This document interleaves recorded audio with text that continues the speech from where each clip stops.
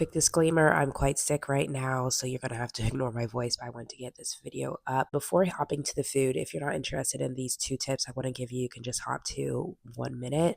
I did just want to give two quick tips that really helped me on my weight loss journey. One was to stop taking advice from people that are naturally thin or that appear to have the body type I was going for, but have never struggled with their weight, don't gain weight easily. Those people that can just kind of eat whatever they want and they don't gain weight. I'm not saying to completely ignore those people. I will still watch those people. I'm talking specifically about YouTube, but I'm not taking advice from them. And once I stopped that, it actually helped me a lot. The second thing is continue to train heavy. The second that I went towards low weight, high reps, I actually started to lose some of my muscle and was getting a look that I wasn't wanting. If you're going for that tone look, I actually really hate the word tone because the only thing tone means is that you have muscle and your body fat percentage is low enough. If you're going for that look, you need to be lifting heavy because that's how you're going to gain muscle.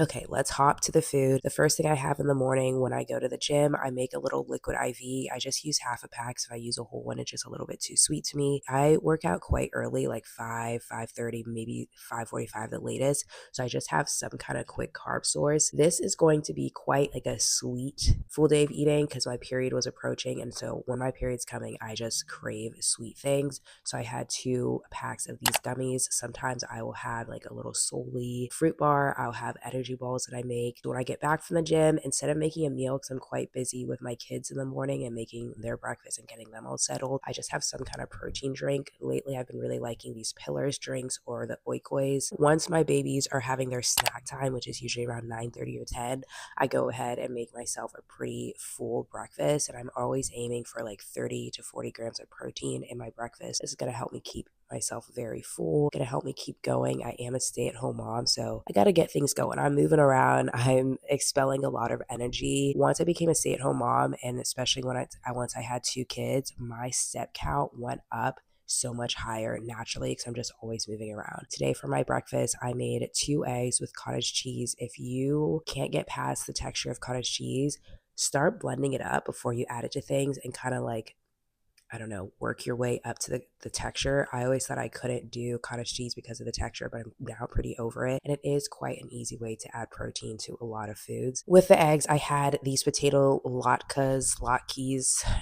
I went to like a fully Jewish school and I still don't know how to say it. When I was in elementary school, the population, like the kids that I went to school with, there's such a high population of Jewish people. I remember in 6th grade, we were going over like history, and I think it's something like 6% of the United States is Jewish. And I was like, what the heck? Like, do they all live here? Like, what's going on? I was so confused because in my head, I thought everyone was Jewish because that's who I went to school with. Anyway, the next thing I ended up making for lunch, like I said in the beginning of this video, this is going to be quite a sweet full day of eating because that's what that's what I crave when my period is coming.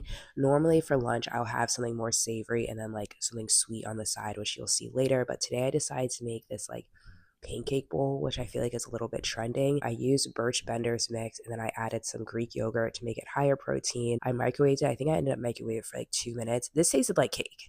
As good as cake, no, I'm not gonna lie to you, but pretty good for the macros. I'll put it on the screen. If I wasn't going to have, you'll see in a second, the protein bar on the side, I would have doubled this to make it a full meal, but I always like to have like a meal and then a snack like an hour or two later because my kids nap slash have quiet time for 2 to 3 hours. And I just start to get a little peckish. I also had the rest of this Diet Pepsi because I've been trying to push my husband towards getting diet soda because I say it tastes the same and just an easy way to save a little bit of calories and sugar, but he didn't like the Diet Pepsi, so I finished it off for him. Then to round out, actually no, not to round out the day, for dinner I ended up making ground beef quesadillas. I wanted to show you the ingredients that I'm using versus how I made this a little bit more high calorie dense for my kids and my husband because they don't need like low calorie options.